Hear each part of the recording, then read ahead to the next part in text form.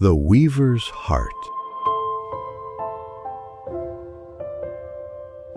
In a village nestled between rolling hills and whispering woods, there lived a young weaver named Mira, whose fingers could spin the most exquisite tapestries from the humblest threads. Her loom sat by the window, where morning light danced through her work, and travelers would journey from distant lands just to glimpse her creations. But Mira harbored a secret sorrow. Her heart felt as empty as her coin purse. Despite her gift, she could barely afford bread, while the wealthy merchants who sold her tapestries lived in grand houses with gardens full of roses. One autumn evening, as the first frost painted the window panes, an old woman appeared at Mira's door. Her clothes were patched and worn, her silver hair tangled by the wind. "Please," the woman whispered. "I have nothing to offer but this." She held out a small, dull stone that seemed to absorb the lamplight. "My granddaughter is ill, and I've heard your tapestries bring comfort to troubled souls. Might you weave something small for her?" Mira looked at the worthless stone, then at her own empty stomach. She should turn the woman away. Thread cost money she didn't have. But something in the old woman's eyes, deep as winter wells, moved her heart. "Keep your stone," Mira said gently. "Tell me about your granddaughter." Through the night, Mira wove as the old woman spoke of a child who loved butterflies and summer rain, who laughed like silver bells and dreamed of flying.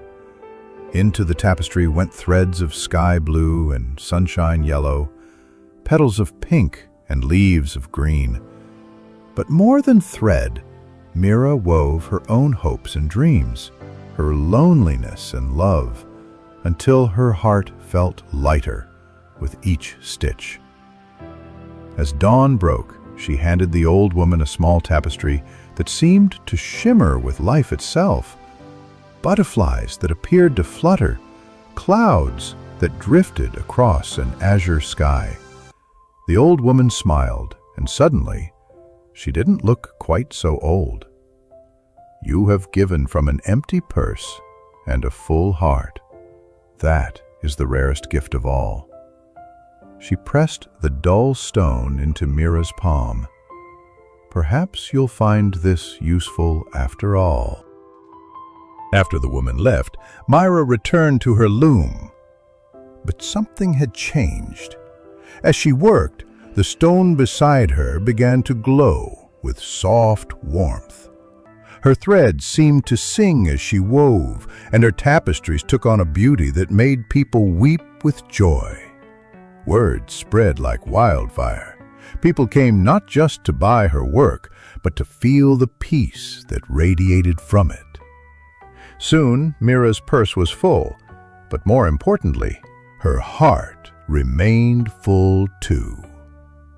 She discovered that the stone's magic only worked when she wove with love rather than greed, when she remembered the stories behind each tapestry rather than just the coins it would bring. Years later, when Mira had become renowned throughout the land, she still kept the glowing stone on her loom.